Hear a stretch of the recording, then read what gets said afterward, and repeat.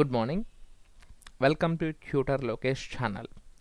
So ఇవాళ ఏంటంటే మనము applications of trigonometry NCERT 10th class వాళ్ళకి ఎక్సైజ్ 9.1 9th చాప్టర్ ఎక్సైజ్ 9.1లో 4th క్వశ్చన్ అయితే మనము ఈ వీడియోలో డీటెయిల్గా డిస్కస్ చేయబోతున్నాం. రైటింగ్ ఏమాత్రం ఆలస్యం చేయకుండా మనం వీడియోలోకి అయితే వెళ్ళిపోదాం. రైట్, ఒకసారి క్వశ్చన్ చూసుకున్నట్లయితే the angle of elevation of the top of a tower from a point on the ground which is 30 meters away from the foot of the tower, which is 30 meters away from the foot of the tower is 30 degrees. Find the height of tower. Okay, right, ఇక్కడ చూడండి వాడు ఏమంటున్నాడంటే the angle of elevation of a top of a tower from A point on the ground. So ఒక tower ఉందండి, ఆ టవర్ని దూరంగా ఒక point నుంచి అబ్జర్వ్ చేస్తున్నాడు. టవర్ అంటే ఎలా ఉంటుంది, మనకి వర్టికల్గా ఉంటుంది. సో ఆ టవర్ని వర్టికల్గా ఇమాజిన్ చేసుకోండి. ఫస్ట్ ఇమాజిన్ చేసుకోండి, వర్టికల్గా ఒక లైన్ ఇమాజిన్ చేసుకోండి. ఆ పాయింట్ వర్టికల్ టవర్ని దూరంగా ఒక పాయింట్ నుంచి ఎంత దూరంలో ఉంది, 30 మీటర్స్. ఆ టవర్ నుంచి 30 మీటర్స్ దూరంగా ఉన్న ఒక పాయింట్ నుంచి ఆ టవర్ టాప్ అబ్జర్వ్ చేస్తున్నాడు. ఇమాజిన్, ఒక్కసారి నీట్గా ఆలోచించండి. టవర్ అనేది వర్టికల్గా ఉంటుంది, అంటే ట్రయాంగిల్లో మీకు వర్టికల్ లైన్ వచ్చేసింది. ఆ టవర్ ఫుట్ నుంచి 30 మీటర్స్ దూరంగా ఒక పాయింట్ గీసుకోండి. ఓకే, ఇప్పుడు ఆ పాయింట్ నుంచి టాప్ ఆఫ్ టవర్ని కవర్ చేయండి. అంటే టాప్ ఆఫ్ టవర్ని చూడండి, అంటే మీకు ట్రయాంగిల్ ఫామ్ అయిపోద్ది కదా. ట్రయాంగిల్ ఫామ్ అయిపోతుందా లేదా? సో ఇప్పుడు మనకి అది యాంగిల్ ఎంత 30 degrees అంట. సో ఇప్పుడు యాజ్ ఇట్ ఈస్ మీరు ఇమాజిన్ చేసుకున్నది డయాగ్రామ్గా రాసేయండి. Right, yeah. So let me draw the diagram. Yes,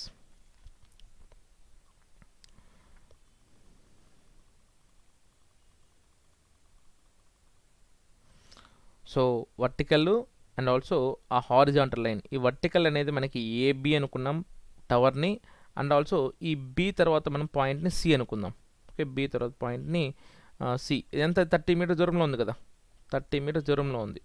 okay, angle ఎంత మనకి 30 degrees. యాంగిల్ వచ్చి మనకి 30 degrees అనమాట.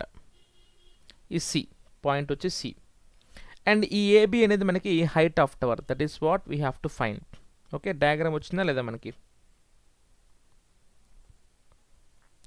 Now given, let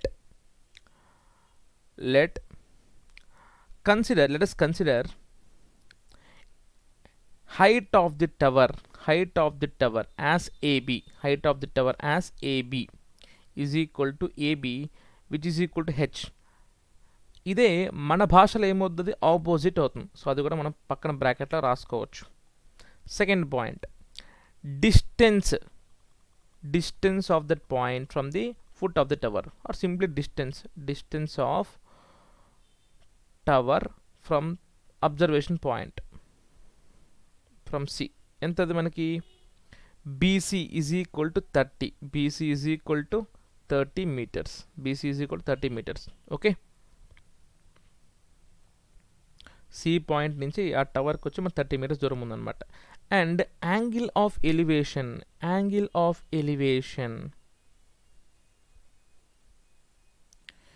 theta is equal to 30 degrees. Theta is equal to 30 degrees.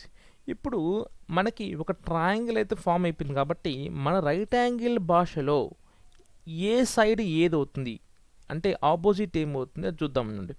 So ఇదేమవుతుంది, H అనేది మనకి ఆపోజిట్ యాంగిల్కి ఎదురుగా ఉంది కాబట్టి చూడండి, యాంగిల్కి ఎదురుగా ఉంది కాబట్టి హైట్ అనేది మనకి ఇది ఆపోజిట్ అవుతుంది.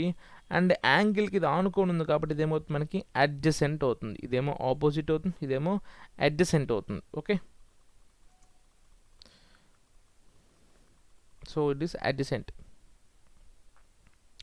అండ్ ఓఏ వస్తే ఏం వాడాలి మనం, సోకాటోవా. Always remember సోకాటోవా. ఓఏ వస్తే టోవా, హెచ్ లేదు కదా మనకి. సో SOH, ఖా, CAH, టోవా, TOA. ఓఏ వస్తే ఏం వాడాలి మనము, tan theta. సోకాటోవా. సో కా టోవా. సో ప్రతి ప్రాబ్లమ్కి మీరు పక్కన రఫ్లో రాసుకోవచ్చు అనమాట. So cahtoa very very very important.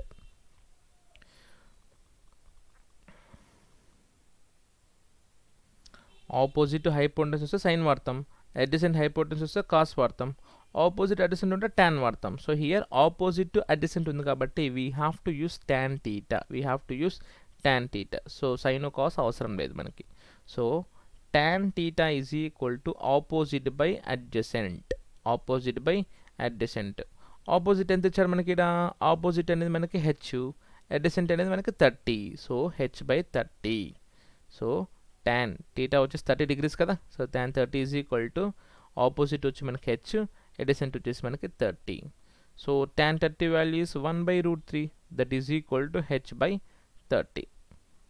Right, 1 second. ఇక్కడ మనకి హెచ్ బై 30 ఉన్నప్పుడు మనం కనుక్కోవాల్సింది హెచ్ కదా, కానీ ఎక్స్ట్రాగా అవుతుంది హెచ్ అలానే ఉండాలి, హెచ్ అలానే ఉండనివ్వండి. ఎక్స్ట్రాగా మనకి 30 ఏమవుతుంది? కింద డినామినేటర్ డివైడ్ అవుతుంది. సో అవతల పోతే ఏమవుతుంది? Multiply. So 30 into 1 will be 30/√3. So H is equal to, so next step, okay, yeah. So that implies H is equal to 30/√3, 30/√3. So డినామినేటర్లో √3 ఉండకూడదు కాబట్టి మనం రేషనలైజ్ చేసుకుంటే 30√3/3 అవుతుంది. చూడండి ఆ రేషనలైజేషన్ ఎలా చేయాలంటే 30/√3 మనకు వచ్చిన ఆన్సర్, కానీ డినామినేటర్లో √3 ఉండకూడదు కాబట్టి ఇక్కడ డినామినేటర్లో ఏదైతే టర్మ్ ఉందో అదే టర్మ్ని మల్టిప్లై అండ్ డివైడ్ చేస్తాం. ఇలా చేయడం వల్ల మనకి వాల్యూ మారదు, ఎందుకంటే √3/√3 ఈజ్ 1. సో 1తో ఏ నెంబర్ని మల్టిప్లై చేసినా మనకు వాల్యూ అయితే మారుతుంది కదా. సో ఆ రేషనలైజేషన్ చేయాలంటే ఇలా చేయాలన్నమాట. ఏదైతే డినామినేటర్లో ఉంటుందో టర్ము అదే టర్మ్ని మనం మల్టిప్లై అండ్ డివైడ్ చేసుకుంటాం. సో అప్పుడు ఏమవుతుంది? మనకి పైన న్యూమినేటర్లో 30 into √3, కింద డినామినేటర్లో √3 into √3. So √3 into √3 will be 3. So 3 1s are 3 10s are. So answer is 10√3. So h is equal to 10√3 meters. Right? Thank you.